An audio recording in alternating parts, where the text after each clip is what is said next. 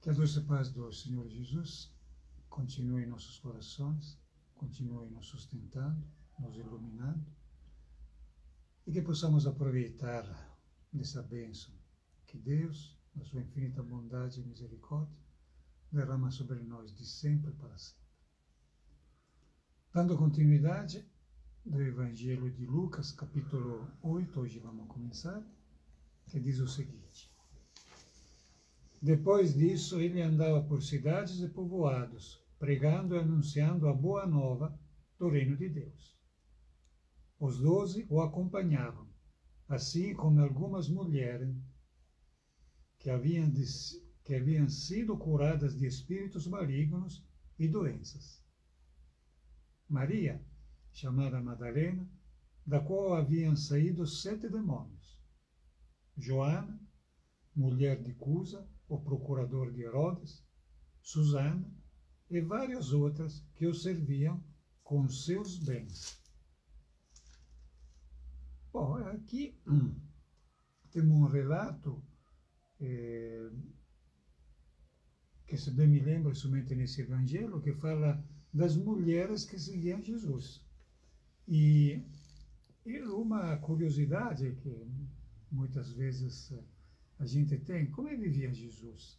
Jesus não trabalhava durante a pregação, ele trabalhou até começar a pregação dele, que vamos lembrar que não foi aos 30 anos, mas foi antes, com 23, 24 anos. Né?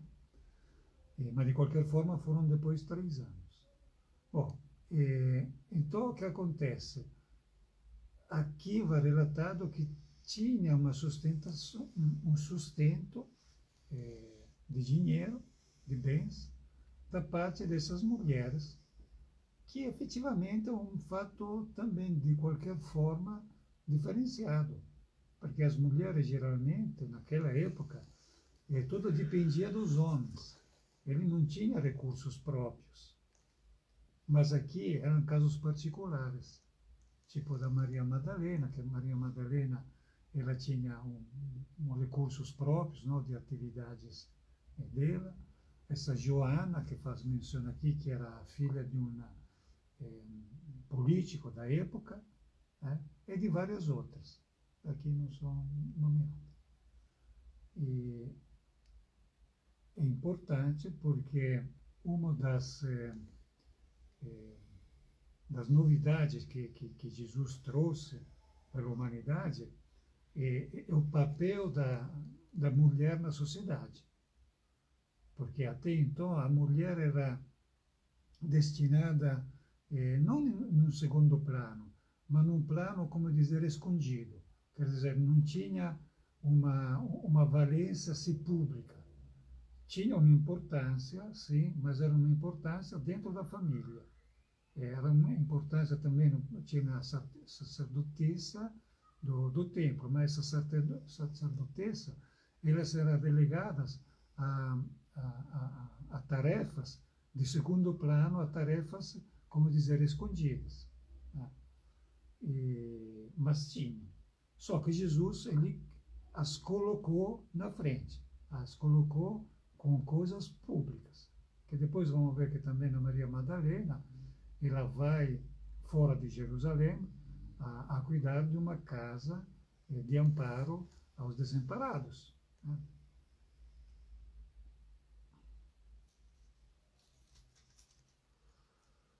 Reunindo-se numerosa multidão, que de cada cidade vinha até ele, Jesus falou em parábola. O semeador saiu a semear sua semente. Ao semeá-la, uma parte da semente caiu ao longo do caminho, foi pisada e as aves do céu a comeram. Outra parte caiu sobre a pedra e, tendo germinada, secou por falta de umidade. Outra caiu no meio dos espinhos, e os espinhos, nascendo com ela, abafaram-na. Outra parte, finalmente, caiu em terra fértil, germinou e deu fruto ao cêntuplo. E dizendo isso, exclamava: quem tem ouvido para ouvir, ouça. aqui vamos nos ater à última frase de Jesus: quem tem ouvido, ouça. Isso fazia parte de uma técnica de ensinamento que usavam já os rabis. Então, essa não é uma novidade de Jesus. Entretanto, ele, dentro das coisas novas, ele fazia questão de pegar também as, como podemos dizer, as práticas antigas, as práticas já colaudadas, as práticas que as pessoas podiam entender. Que era aquela, os últimos serão primeiros, os primeiros serão últimos. Aqui poderíamos dizer que ouça porque tem ouvido. Mais ou menos a mesma coisa. Quer dizer, cada um era chamado a refletir sobre os ensinamentos de Jesus. Não era de pegar somente, como podemos dizer, o que Jesus falava, mas o que eles entendiam, que cada um entendia. Por que estamos dizendo isso? Porque tem uma parte de pessoas, tempos atrás, que falou: Jesus foi numa escola oriental, foi numa escola de iniciático, ele teve conhecimento. Não, Jesus não tinha conhecimento de outros. Jesus é o conhecimento, ele já tinha esse conhecimento. É que toda qualquer religião, toda qualquer pessoa, seres humanos do planeta Terra, está interligado. Então, qualquer tipo de manifestação de vertente religiosa tem um basamento no quê? Em Jesus, em Deus. Não tem como escapar. Aí pode mudar as modalidades, pode mudar a forma, muda os tempos, logicamente, ele vai se adequando à época que nasceram, que se desenvolveram, mas o princípio é sempre o mesmo. E Jesus encarna isso. Então, esse ensinamento, que pode ser socrático, que pode ser budista, ele na realidade é cristão, quer dizer, é de Deus, é do ser humano. E Jesus, logicamente, dava mais atenção, mais ênfase, logicamente, no ensinamento dos judeus da época. Por quê? Porque ele estava dentro dos judeus e naquela época. Isso é importante porque depois vamos ver, ele está falando de coisas novas relativamente. Ele, mais que de coisas novas, ele estava trazendo um esclarecimento novo a respeito das coisas antigas. Porque nós vamos lembrar que nós estamos sempre nos baseando no quê?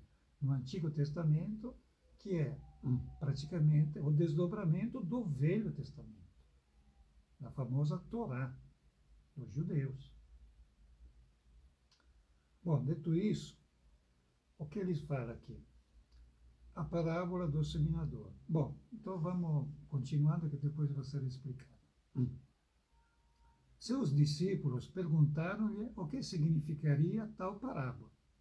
Ele respondeu: a vós foi dado conhecer os mistérios do reino de Deus.